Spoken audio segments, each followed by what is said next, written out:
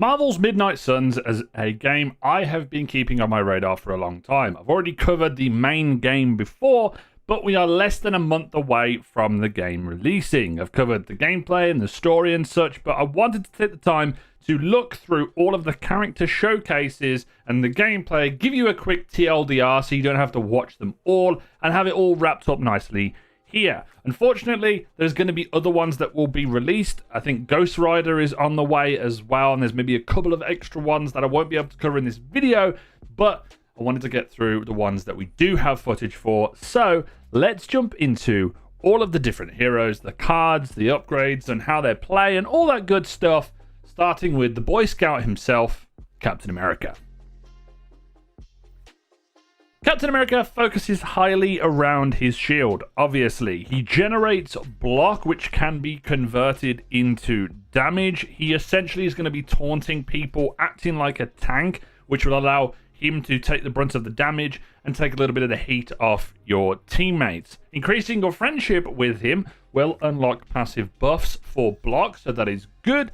And then he has a couple of specific cards that I'm going to run through. First of all, he has the Brooklyn Handshake. This has knockback / forceful damage. The enemy will be also marked on upgrades. Captain America basically gives himself more damage for the amount of block that he's able to do, and vice versa. So if he does a lot more damage, he's able to do a lot more blocks. He will have a couple of basic attacks, such as Shield Bounce, which also taunts enemies, but there's two other ones that you have, which is Spang, which is a pretty cool one.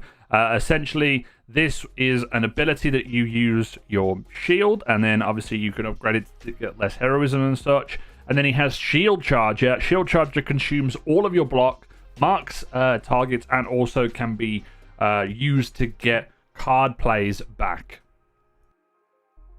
Next, we have Iron Man. Iron Man is pretty much a jack of all trades, master of many, if you can put it that way. He's good at single target damage. He's also good at area of effect. And the main focus of the hero is the fact that they can redraw cards. And essentially the cards that he gets get buffed when you redraw cards of the same type, I believe it is, or the same, just redraws in general. It's really cool. He has, a Blast, which is a basic card. He has a couple of really cool ones. Leave It to Me grants him extra redraws, draws to more cards, and also that also are for Iron Man and can be upgraded, and has resist and reduces the cost of heroic cards, which is pretty good. Increasing his friendship can increase the extra passives that he gets for each of the cards, which is pretty cool. He then has 3 cards that they covered in the showcase, which is Surgical Strike, which basically chains an attack to a bunch of enemies for each card that you have in your hand that is an Iron Man card.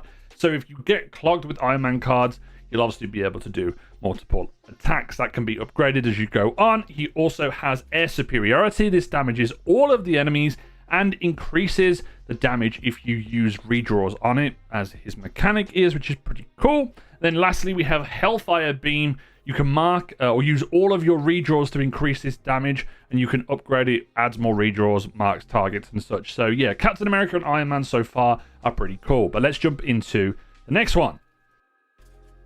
Spider-Man focuses on the environment and being fast-paced. He has a couple of different cards. The first one that he gets is Opportunist. This allows for him to do environmental attacks, or 2 environmental attacks in this case, without actually using heroism. Now, heroism is a very key part to your resources on how you spend them on different cards to be able to do. It's like a tactical element that you have to kind of build up, and I like that system. But still, yeah, he can basically do 3 attacks. This allows for more damage on upgrades. You can draw a previous card, the last attack card that is, and you also get extra moves on the turn, so it's pretty cool. If you increase your friendship with Spider-Man, you will get an extra passive buff, which allows him the chance to refund heroism and eventually guarantee a free attack with environmental attacks, so you don't have to spend any heroism to do environmental attacks. I don't know whether that's just with Spider-Man or with everybody. He has 3 other cards that we're going to talk about. He has Web Slinger, which gives you increased strength whenever you use it. You do not use a card play with this, and it does redraw, draw the previous attack card, I think it is. And some of these cards do have exhaust on, so you can play them like once per battle encounter, but there's ways to be able to get them back. Then we have Web Throw. Web Throw is pretty easy. It's an AoE effect, and it's basically a knockback, and there's a double damage upgrade, and it also marks targets.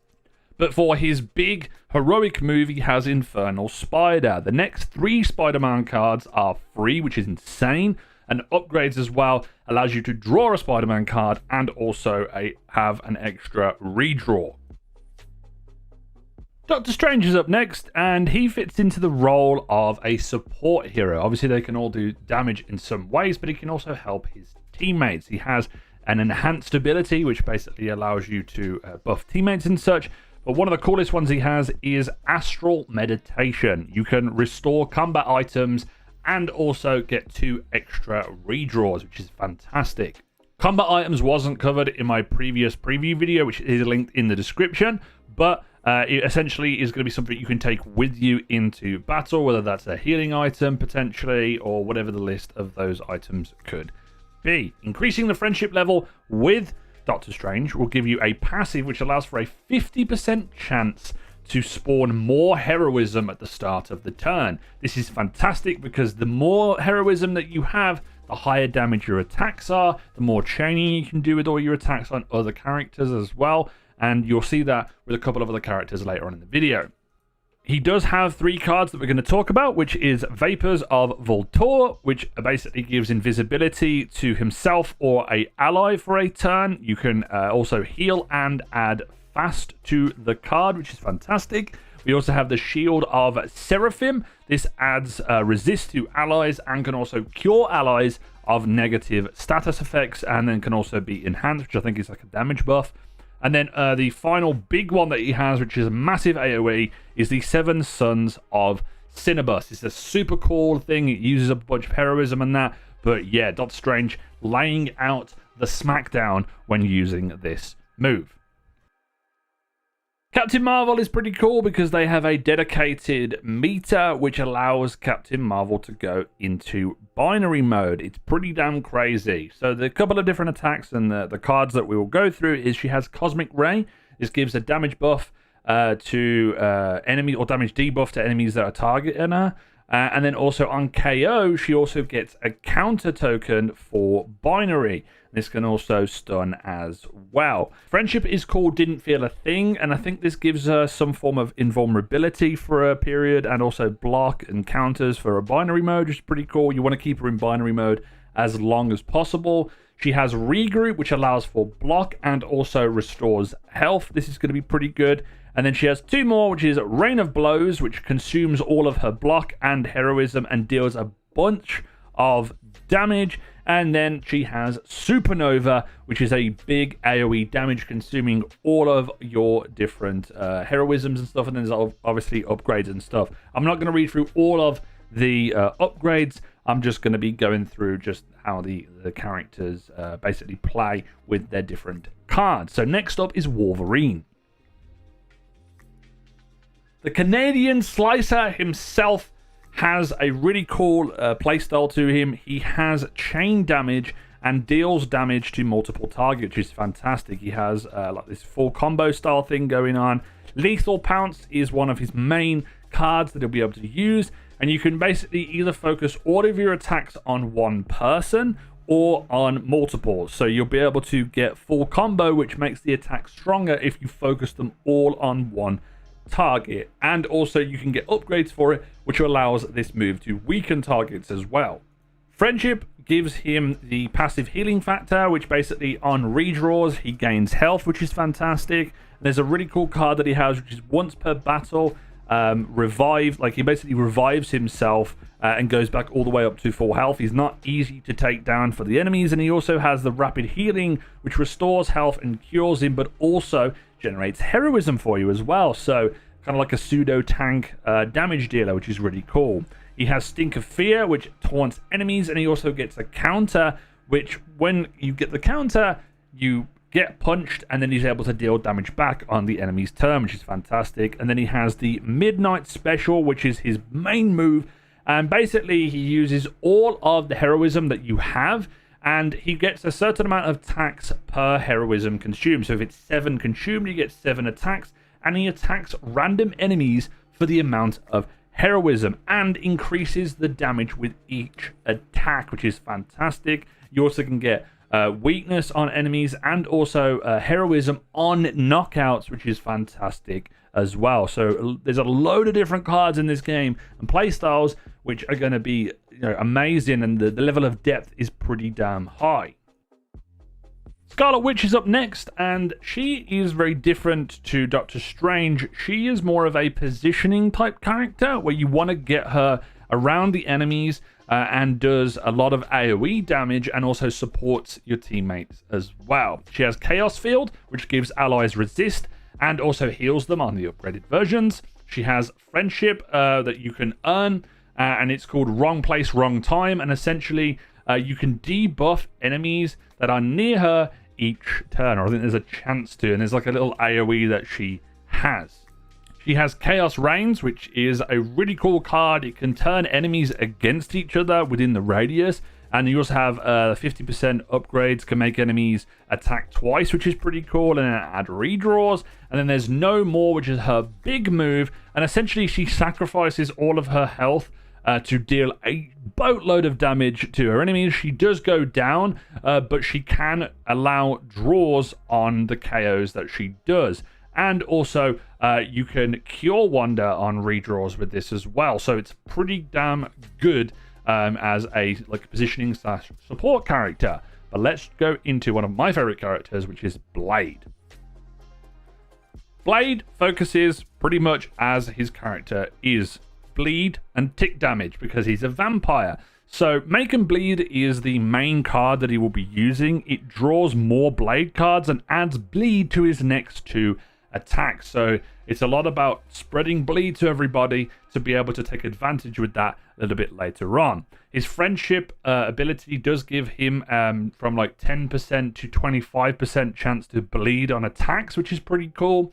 And this goes into the Hunger, which is marked enemies defeated will refund card players, which also applies to marked enemies with bleed on them. So I think when you bleed enemies, they also become marked as well. I need to obviously get in game to figure this system out. But then you go into Daywalker, which is you can chain multiple targets and also help draw cards for each target that you KO, which is really cool. And then the final one is Glaive, which is his big AoE attack. He does 2 bleed to each enemy within the radius, and if they're already bleeding, they do take more damage as well when you upgrade this card. So a lot of cool different things you can do with Blade. There's a lot more setup and obviously playing into his bleed mechanic. Magik is up next, and no, not just Magik from Doctor Strange, the character of Magik. She's more of a support style moving character, or like a positional character, which is pretty cool because she focuses around her portals that she gets that go to Limbo. And there's obviously a lot of knockback here as well. She's not going to be a heavy damage dealer, but she's going to be able to reposition different enemies and such. And there are a couple of characters that do take advantage from things being in an AoE radius, most importantly Scarlet Witch, so that could be a good combo there. She has Gather, which is obviously one of her main abilities. It allows her to grab a bunch of enemies into a central location of where she casted it, which is fantastic. And then if you upgrade her Friendship, this will allow her to spawn more Limbo portals after an enemy has been pushed through one. So a lot of fun knocking people about, making portals and making more portals for you to be able to take enemies or even problem enemies out of the game, which I'll talk about in just a moment. She has Limbo's Grasp. Enemies take extra damage when going through a portal, which is pretty cool. And then the one I was just talking about, which is called Banish. This allows you to replace an enemy or an ally and then removes them from the field for a turn. So say you have a teammate that's been targeted by a bunch of enemies.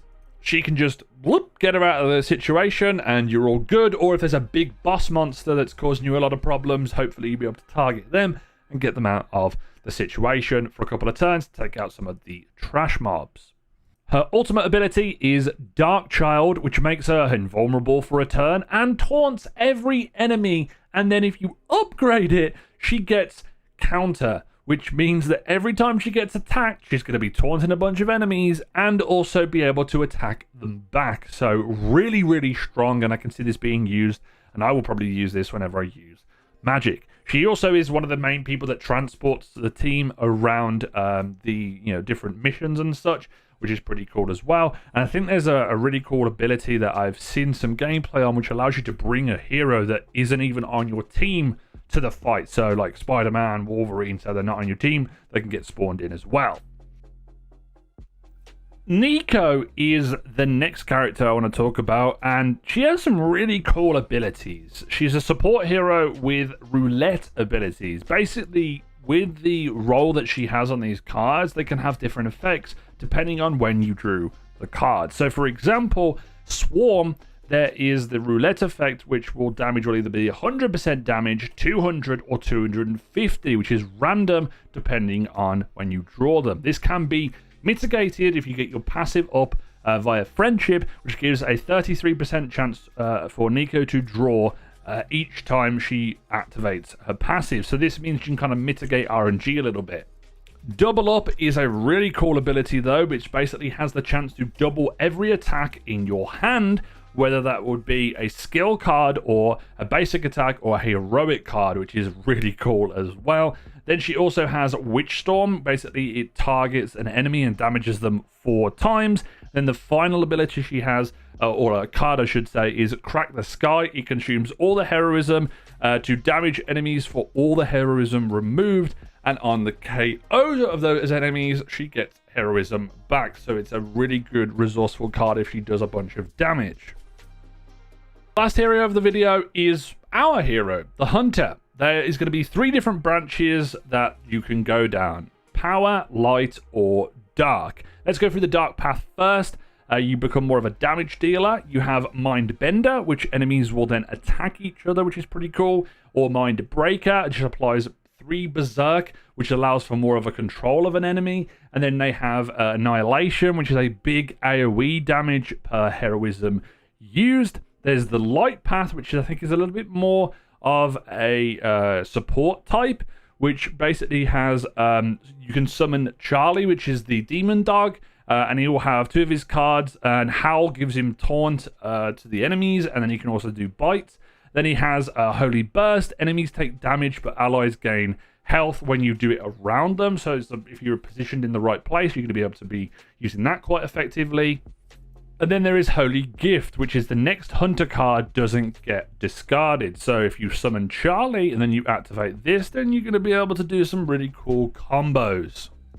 The last branch is Power, and this basically gives you all your Hunter's cards critical for the next 2 turns with the ability Wraith. Fury, which applies Vulnerable Final, which stops the Hunter from acting after that card is played. So I don't know how that's going to work. I think there's a couple other ones as well.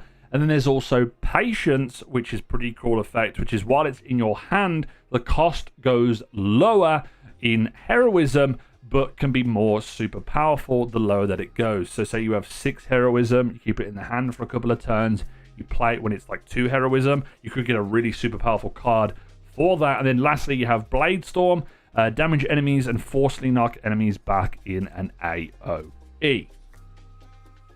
With that, that covers all of the current information that we have on the little showcases. There will be a couple other ones. I think Ghost Rider is going to be coming up next. And then we've got maybe 3 more heroes before launch, potentially. But the game is not too far away. I really like all of the different combos and playstyles of all the different characters. The tactical element will be in building your decks and using the different combination of heroes together to absolutely destroy different enemies. I can honestly say I'm very excited for the full launch of the game, just to get my hands on all of these different encounters, what the different difficulties will be as well, and then I'll obviously do different content on the game when it does launch. But if you've enjoyed this video and you've clicked through all the different chapters to check out the different heroes, then please make sure you leave a like on it, subscribe to the channel if you're new, and turn on the notification bell as always. And check out all the links in the description, and there's a link in there to the previous preview I did on Midnight Suns. And as always, this has been Jimbo, and I'll see you guys next time.